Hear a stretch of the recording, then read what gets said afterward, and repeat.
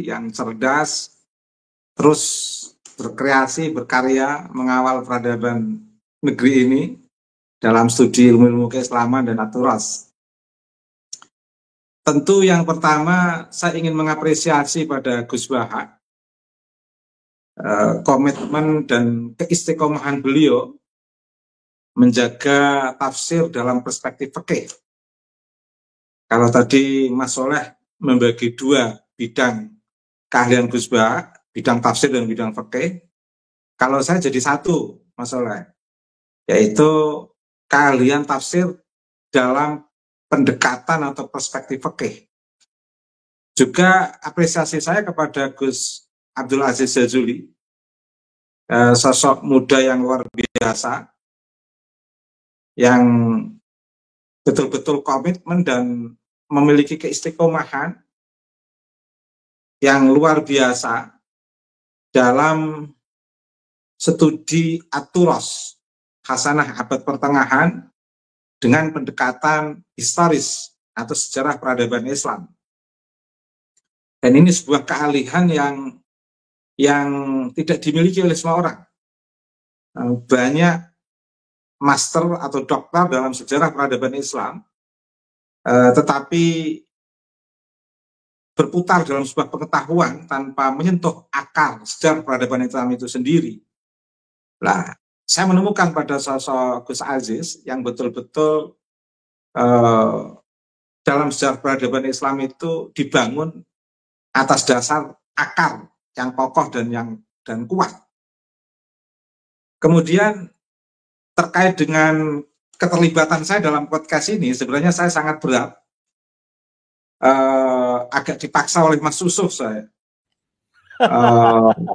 Jadi saya ini terjerat dengan persahabatan dengan Mas Yusuf ini.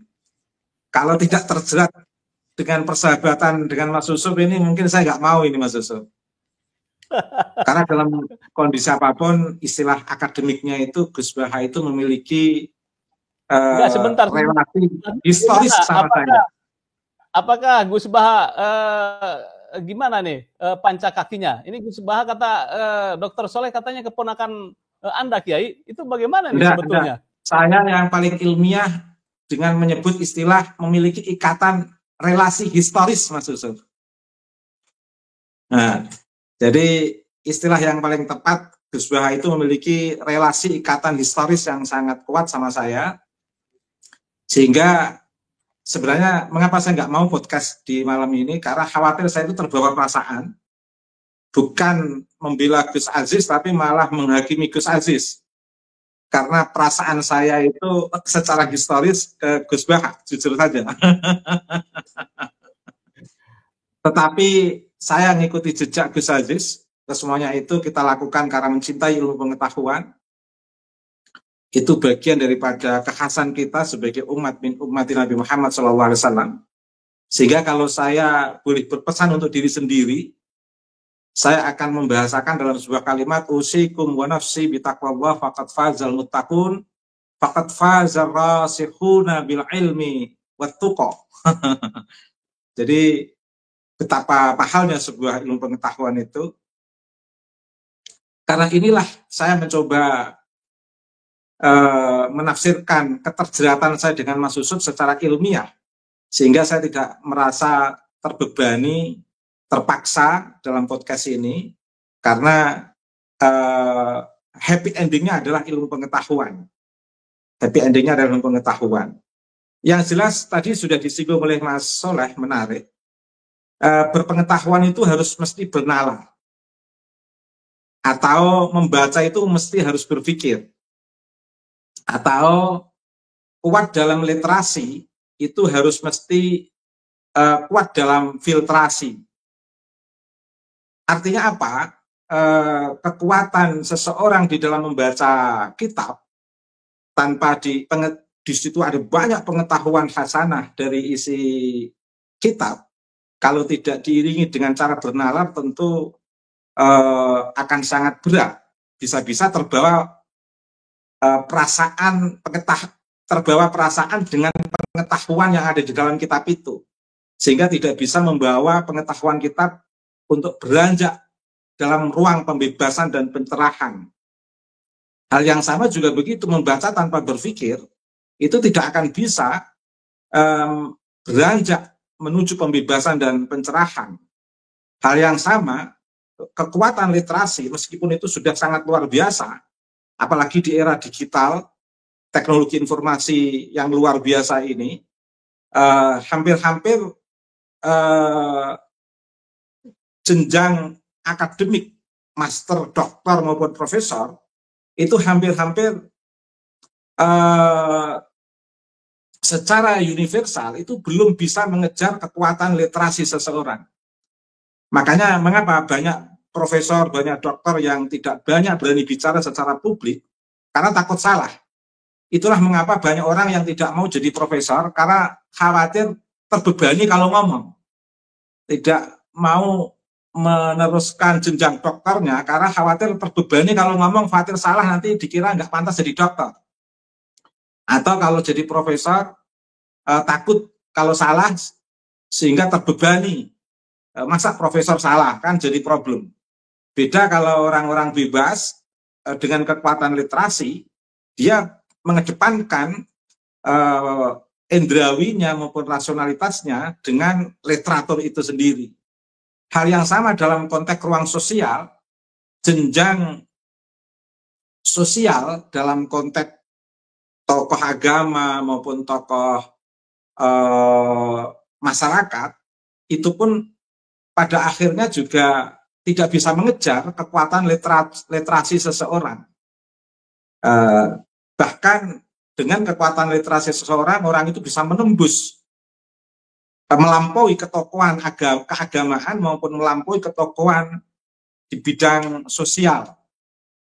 Nah, tetapi meskipun demikian, kekuatan literasi tanpa diimbangi filtrasi yang kuat, maka hanya akan terbawa pada literasinya tanpa bisa memiliki kemampuan untuk mengambil jarak dalam pengetahuan yang ditekuni itu. Satu contoh misalnya begini,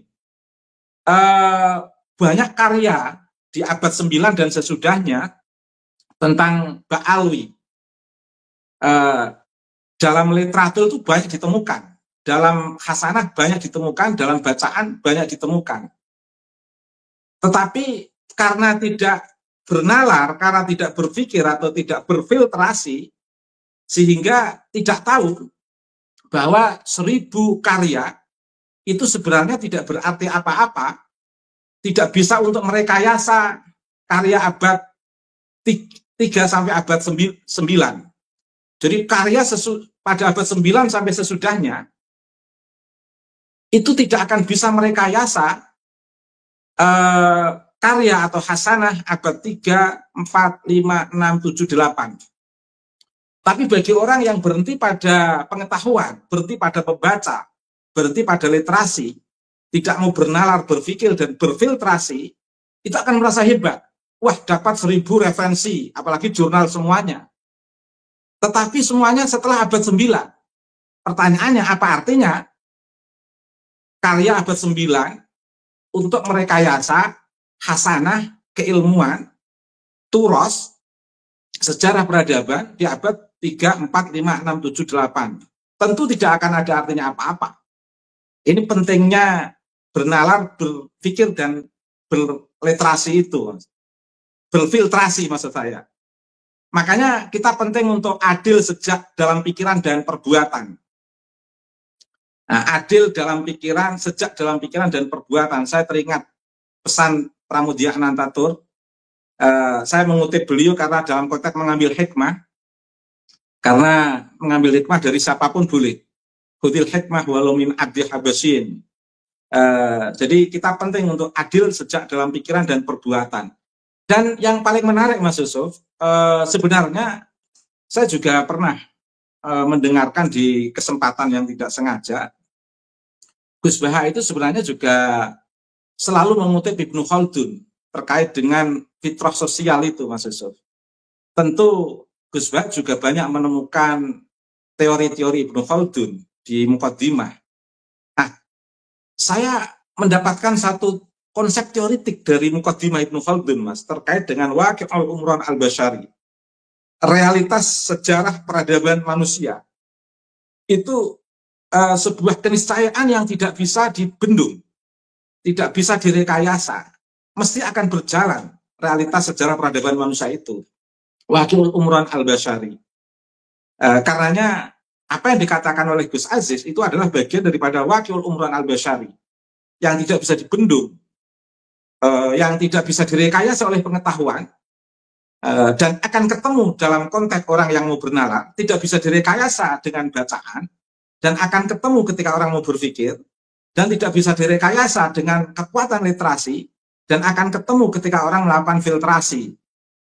Sebagai penutup, Mas Yusuf, ada seorang ulama, alim alamah, menitipkan sajak ke saya agar dibaca di publik. Sajak ini ditujukan kepada Gus Bahak, Mas Yusuf. Sajaknya al-hubbu sayakunu so'ban daiman lakin tazakkar syahsoma yuhibbuka wahada ana.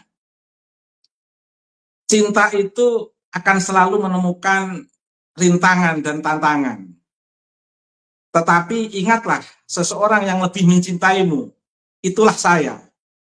Artinya ada masyarakat pribumi yang mencintai Gus Bahak, sehingga perlu azizun alaihi ma anittum harisun alaikum. Intersubjektivitas, keterlibatan itu sebuah keniscayaan harus dimiliki oleh seorang pejuang. Karena apa artinya hasanah yang luar biasa kalau tidak memiliki intersubjektivitas atau keterlibatan dalam konteks bagaimana turut bersama-sama membebaskan dan mencerahkan masyarakat yang dalam tanda kutip ini sedang berada dalam perbudakan spiritual. Dan ternyata orang-orang yang dalam tanda kutip korban, ini adalah orang-orang yang lebih mencintai orang itu ketika orang itu sedang menampakkan cintanya yang penuh tantangan dan rintangan kepada Habib. Itu saja sebagai penutup. Terima kasih Mas Yusuf.